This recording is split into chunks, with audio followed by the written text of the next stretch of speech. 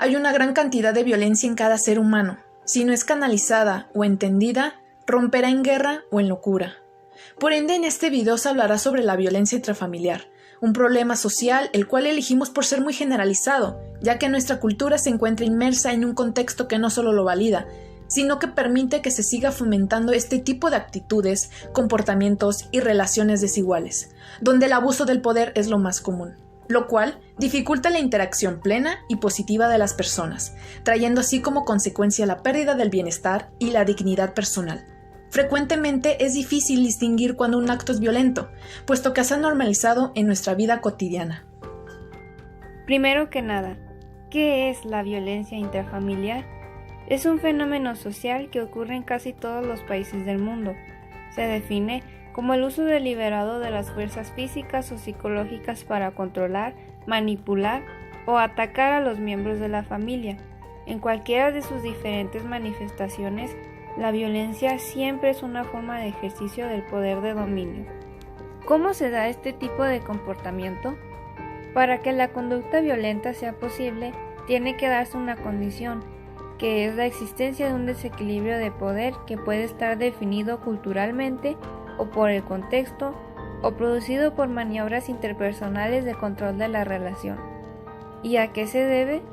La razón por la cual una persona aplica violencia a su familia se debe a una variedad de factores, incluidos los factores sociales, las experiencias de violencia en la niñez, la presión social, el estrés, la economía, como también el uso de sustancias. Algunas de las consecuencias de las personas afectadas por este tipo de violencia son los traumas, la falta de confianza en sí mismo, la necesidad de ganar o sobresalir, las demandas excesivas de atención, mucha agresividad o pasividad frente a otras personas, la conducta excesivamente sumisa y el temor al contacto físico. Existen distintos tipos de violencia, que específicamente en el ámbito familiar son violencia psicológica, física, económica y sexual. La violencia psicológica es la primera en aparecer en el ciclo de la violencia y su objetivo principal es herir las emociones de otro miembro de la familia. Puede consistir en negligencia, abandono, descuido reiterado, insultos, humillaciones, devaluación, indiferencia, comparaciones destructivas, entre otras cosas más. Un caso real de este tipo de violencia fue el de los 4 niños maltratados, niños de 4, 5, 6 y 7 años de edad que sufrían violencia física y psicológica. Fueron encontrados por policías ya que vecinos habían informado de estos hechos. Las autoridades se percataron de que estaban en aparente estado de abandono, con posible desnutrición y en condiciones precarias. De inmediato los policías solicitaron el apoyo y se dio aviso para proceder con el traslado de los menores a Ciudad Niñez, donde serán albergados en tanto se realiza su valoración y seguimiento correspondiente. Otro tipo de violencia es la física, que es el uso de la fuerza física para provocar daño no accidental. Puede ser con algún tipo de arma u objeto que pueda provocar o no lesiones ya sean internas, externas o ambas. Un ejemplo claro es el de Sonia, una mujer de 30 años quien reportó a emergencias que estaba siendo privada de su libertad y golpeada por su propia pareja hace 2 meses. Y efectivamente así era, ya que en la revisión primaria le localizaron una quemadura, hematomas en todo el cuerpo como muñecas y tobillos, al parecer por un amarre. La violencia económica, por otra parte, se refiere a un control financiero excesivo dentro de la familia. Puede expresarse como estructural o indirecto, como desigualdad de poder y es culturalmente aceptado, como por ejemplo, administra el dinero sin tomar en cuenta tus necesidades, controla lo que gastas, maneja tu cuenta de banco o te pide cualquier tipo de explicación cada vez que necesites dinero.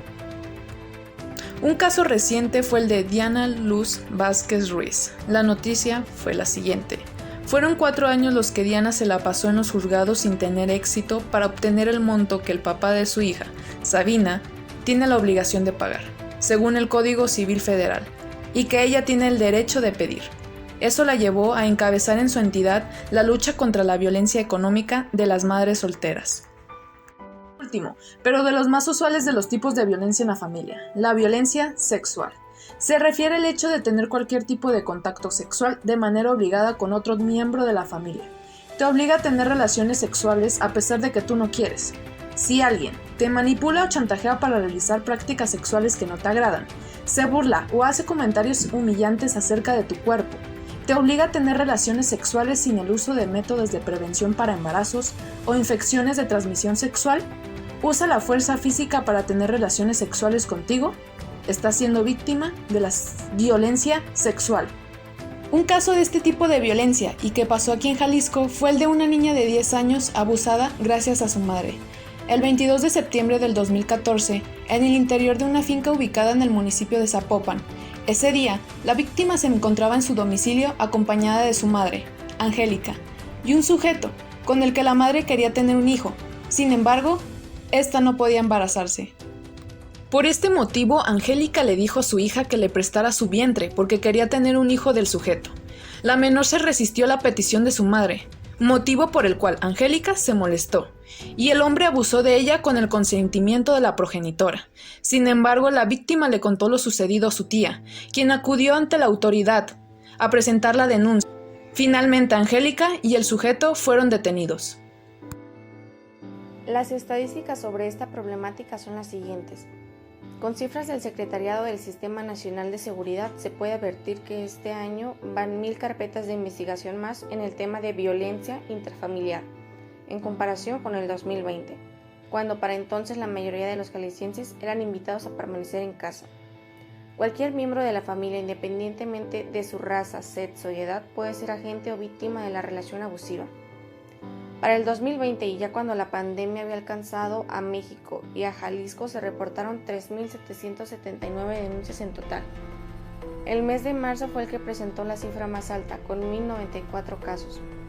Pero 2021, cuando las personas tratan de retomar su nueva normalidad y que se presumía irían a la baja los casos, muchos de ellos, a consecuencia de vivir en el encierro, se reportaron 4,698 casos. Implicaciones sociales. La violencia intrafamiliar tiene consecuencias graves que repercuten en el bienestar y estabilidad de la familia, así como en su desarrollo social. Dicha violencia representa en la actualidad un problema individual, social y económico. Y ante todo esto, ¿cómo ayuda el gobierno de Jalisco?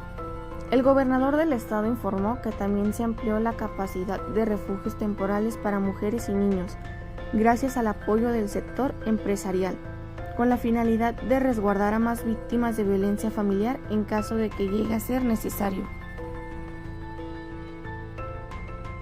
El programa CEPAVI es el Consejo Estatal para la Prevención y Atención de la Violencia Intrafamiliar y este cuenta con 3 modalidades de apoyo. 1. Centro de atención a la mujer, sus hijos e hijas y estancia temporal. 2. Hombres en construcción de las nuevas masculinidades. 3. Unidades de atención a la violencia intrafamiliar. ¿Qué debes hacer si eres víctima de la violencia intrafamiliar? La persona se debe de comunicar a las autoridades judiciales, al Ministerio Fiscal o a la policía. ¿Cómo se presenta una denuncia?